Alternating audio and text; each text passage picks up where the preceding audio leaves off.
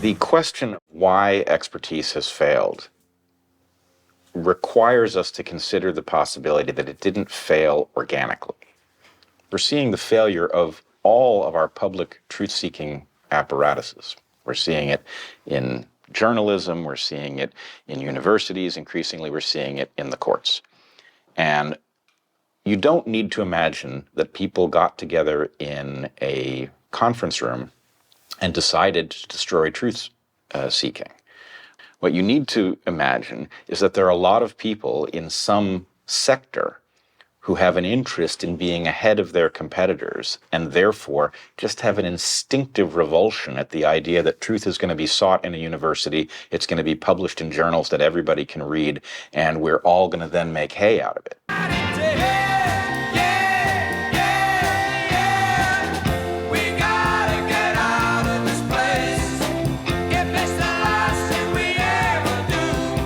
Nobody knows how to get rid of no one knows how to get cows to stop farting. Exactly, or burping. And if it was a 50% reduction, then you could ignore, okay, leave the cows alone. But because we're trying to avoid the temperature continuing to go up, you do need to go to zero. Otherwise, you're continuing to have temperature increase. Caroline Metz, Managing Director of Climate Resilience and Health, Intact Center on Climate Adaptation at the University of Waterloo. You have 2 master's degrees and a Bachelor of Science in Civil Engineering. So when you talk about climate and cool, you are the person, Caroline.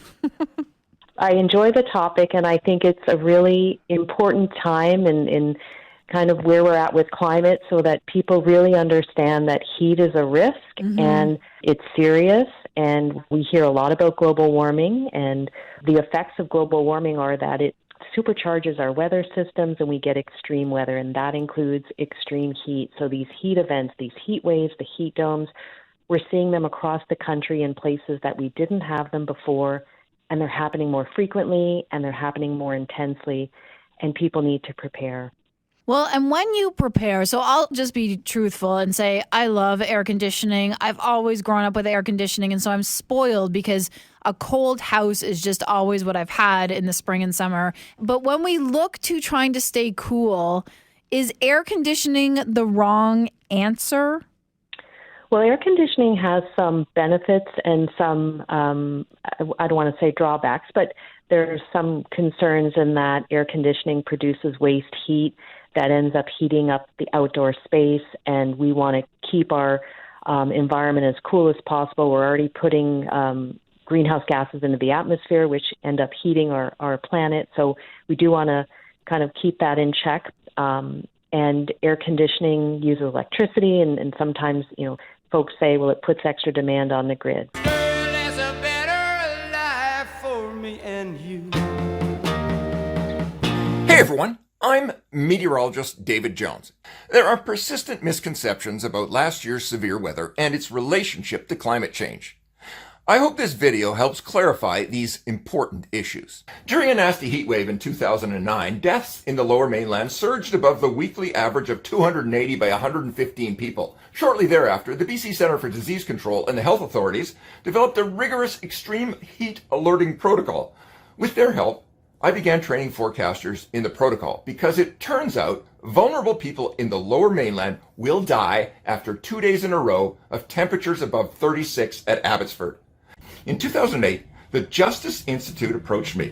We're doing an exercise. Can you dream up a hypothetical extreme weather scenario that sends most of BC into emergency response mode? Why, of course, said I immediately. Why don't we just use a historical event, but shift the landfall into the worst possible place, somewhere in the Lower Mainland? That would surely create a nightmare of impacts. We even made a fakey newscast for the exercise. Thanks, Darren. Many of you may remember the tropical punch storm of mid-January 2005. That's when an incredibly wet tropical weather system crashed through southern BC, shutting down transportation routes, knocking out the power, and isolating many communities.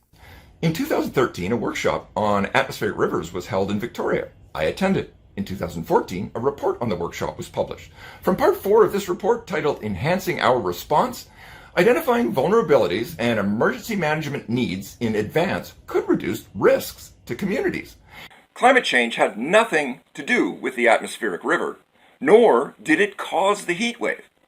There are 3 bins into which extreme weather nonsense can safely be placed. Think of them as trash baskets. The first is the argument from experience bin.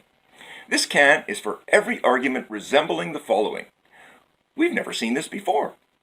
Typical proponents? Journalists, news anchors, also dewy-eyed junior forecasters, and meteorologists that are not actually meteorologists but play one on TV.